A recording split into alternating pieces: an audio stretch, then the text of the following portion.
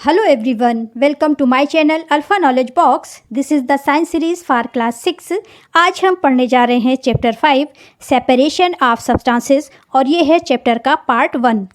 इस वीडियो में हम कवर करने वाले हैं नंबर 1 इंट्रोडक्शन यानी व्हाट इज़ अ सेपरेशन और second why do we need to separate substances.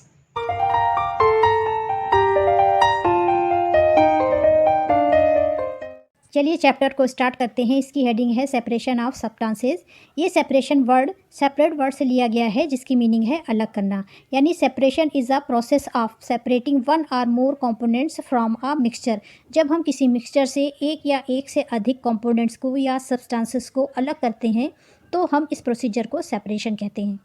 चलिए इसे कुछ एग्जाम्पल्स के द्वारा समझ लेते हैं. सपोज़ आपकी मम्मी बहुत सारे फ्रूट्स मार्केट से लेकर के आई और आपसे बोला इन फ्रूट्स को अलग कर दो, तो आप बनाना को अलग कर देंगे, एप्पल्स को अलग कर देंगे और पाइनएप्पल्स को अलग कर देंगे. यानी सारे फ्रूट्स को आप अलग अलग करके रख देंगे. जब आपने इस तरह से इन फ्रूट्स को एक दूसरे से अलग किया यानी आपने इन फ्रूट्स को एक दूसरे से सेपरेट कर दिया है. ठीक इसी तरह से अगर आपके पास बहुत सारी कलरफुल बॉल्स हैं और आपने ग्रीन बॉल्स को एक साइड रख दिया, रेड बॉल्स को एक साइड रख दिया, येलो बॉल्स को एक साइड रख दिया और ब्लू बॉल्स को एक साइड रख दिया है, इसका मतलब है कि आप बॉल्स को सेपरेट करने का काम कर रहे हैं. आपने अपनी मदर को इस तरह से फ्लोर से कुछ सेपरेट करते हुए देखा होगा. यहाँ पर ये रोटी बनाने से पहले फ्लोर से इम्प्योरिटीज़ को सेपरेट करती हैं. इस तरह से हमने देखा कि दिन भर में हम कुछ ना कुछ एक दूसरे से सेपरेट करते हैं. तो इस चैप्टर में हम डिफरेंट टाइप की प्रोसीजर को मेथड्स को समझेंगे कि किन मेथड्स के द्वारा हम चीज़ों को एक दूसरे से अलग करते हैं. चलिए चैप्टर में आगे बढ़ने से पहले कुछ टर्म्स को जान लेते हैं जिन्हें जानने के बाद आप चैप्टर को आसानी से समझ सकते हैं. Number 1 matter. Anythings that has mass and occupy space is called the matter. यानी कोई भी ऐसी चीज़ जिसका अपना एक निश्चित मास या वेट हो और वो एक स्पेस को घेरती हो उसे हम मैटर बोलेंगे. जैसे यहाँ पर एक आइस क्यूब ने एक स्पेस को घेर रखा है और इसका अपना एक निश्चित वेट है. इसी तरह से इस गैस ने एक स्पेस को घेर रखा है, इसका अपना एक निश्चित वेट है.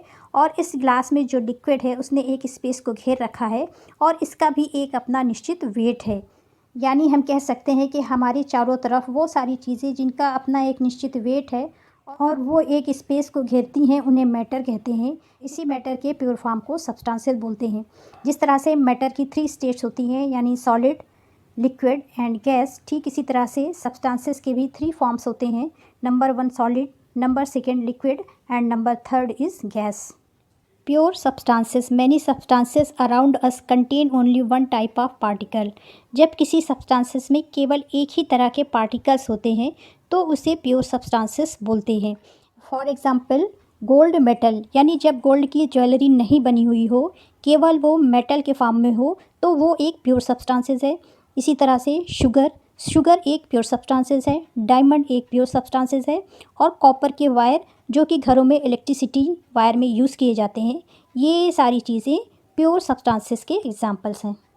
अभी हमने बात की प्योर सब्सटेंसेस की, यानी इस तरह के सब्सटेंसेस जिसमें केवल एक ही तरह के पार्टिकल्स होते हैं. अब हम बात करेंगे इम्प्योर सब्सटेंसेस या मिक्सचर की.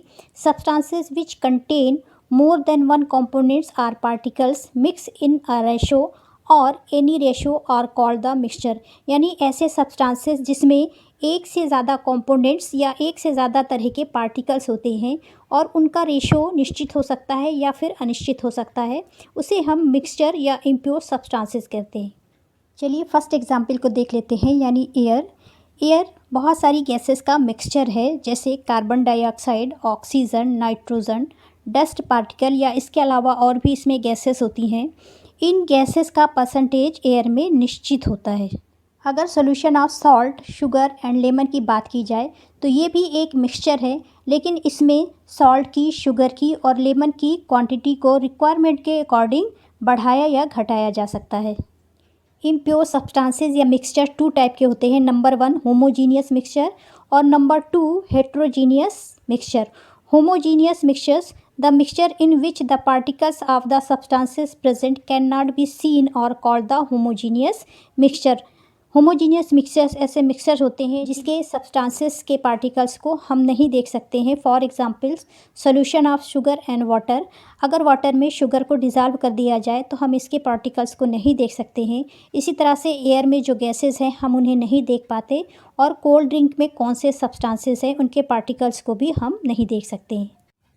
चलिए इस एग्जाम्पल को देख लेते हैं। लेमन स्क्वैश बनाने के लिए लेमन और शुगर को वाटर में डिज़ोल्व किया जाता है, लेकिन लेमन स्क्वैश बनने के बाद यहाँ पर किसी भी तरह के कोई पार्टिकल्स दिखाई नहीं दे रहे हैं, यानी ये लेमन स्क्वैश होमोजीनियस मिक्सचर का एग्जाम्पल है। Heterogeneous mixture, the mixture in which particles of the substances present can be seen easily और कॉल्ड द हेट्रोजीनियस मिक्सचर। यानी हेट्रोजीनियस मिक्सचर ऐसे सब्सटेंसेस का मिक्सचर होता है जिन्हें आसानी से देखा जा सकता है। For example water in oil, यानी वाटर में अगर आप ऑयल को मिक्स करते हैं तो वो ऊपर फ्लोट करने लगता है, यानी आसानी से आप वाटर और ऑयल दोनों को देख सकते हैं। इसी तरह से अगर आप सैंड को वाटर में मिक्स करते हैं तो सैंड नीचे सेटल डाउन हो जाती है, यानी आप सैंड और वाटर दोनों के सब्सटेंसेस को आसानी से देख सकते हैं। इस तरह से ये दोनों एग्जाम्पल्स हेट्रोजीनियस मिक्सचर के एग्जाम्पल्स हैं। इम्प्योरिटीज़, आपने बहुत सारी ऐसे सब्सटेंसेस देखे होंगे जो हमारे लिए यूज़फुल होते हैं, लेकिन उसमें बहुत सारे ऐसे अनवांटेड पार्टिकल्स मिले हुए होते हैं जो हमारे लिए हार्मफुल होते हैं। इन्हीं हार्मफुल पार्टिकल्स को ही इम्प्योरिटीज़ कहते हैं। जैसे मिक्सचर ऑफ ग्रेन्स, यानी राइस और व्हीट में जो स्टोन्स, हस्क या फिर डस्ट पार्टिकल्स मिले हुए होते हैं उन्हें ही इम्प्योरिटीज़ कहते हैं। सारी टर्म्स को समझने के बाद चलिए चैप्टर में दिए हुए सेपरेशन के कुछ एग्जाम्पल्स को देख लेते हैं। In our daily life there are a many instances when we notice a substances being separated from a mixture of a material. हम अपनी डेली लाइफ में बहुत सारे ऐसे एग्जाम्पल्स देखते हैं जहाँ पर हम एक मिक्सचर से सब्सटेंसेस को अलग करते हैं। जैसे tea leaves are separated from the liquid with strainers while preparing tea. चाय बनाने के लिए वाटर, टी लीफ और शुगर की आवश्यकता होती है। आपने अपनी मम्मी को चाय से कुछ सेपरेट करते हुए देखा होगा, क्योंकि चाय बनने के बाद इसमें जो टी लीव्स होती है उसे हम नहीं खाते हैं बल्कि केवल चाय को पीते हैं। इसलिए ये टी लीव्स हमारे लिए अनवांटेड है और इसे मम्मी सेपरेट करती हैं। चलिए अगले एग्जाम्पल को समझ लेते हैं। Grain is separated from the stock while harvesting. क्या आपको पता है जो ग्रेन हम यूज़ करते हैं यानी व्हीट या राइस, उसको किस तरह से स्टॉक से सेपरेट किया जाता है? चलिए इसे समझ लेते हैं। राइस या ग्रेन इस तरह के स्ट्रक्चर में स्टोर होते हैं जिन्हें बालिया कहते हैं।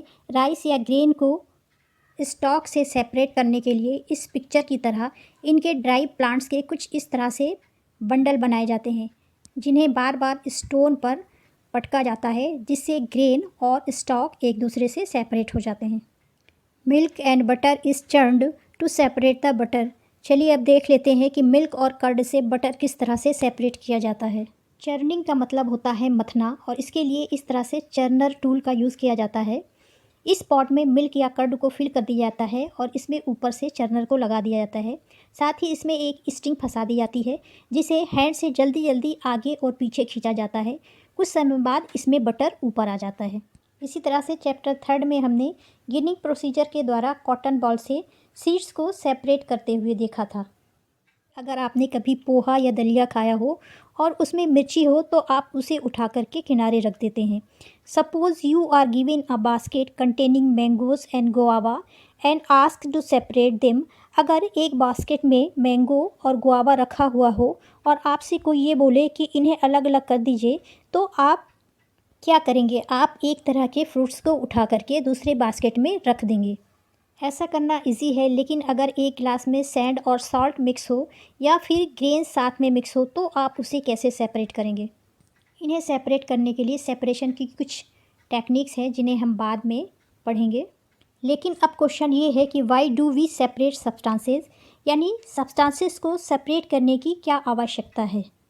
इसे टेबल 5.1 के द्वारा समझेंगे, जिसमें 3 कॉलम है। फर्स्ट कॉलम में सेपरेशन की प्रोसेस बताई गई है, सेकेंड कॉलम में उसका पर्पस बताया गया है, और थर्ड कॉलम में ये बताया गया है कि हम सेपरेट होने वाले कंपोनेंट्स का क्या करेंगे।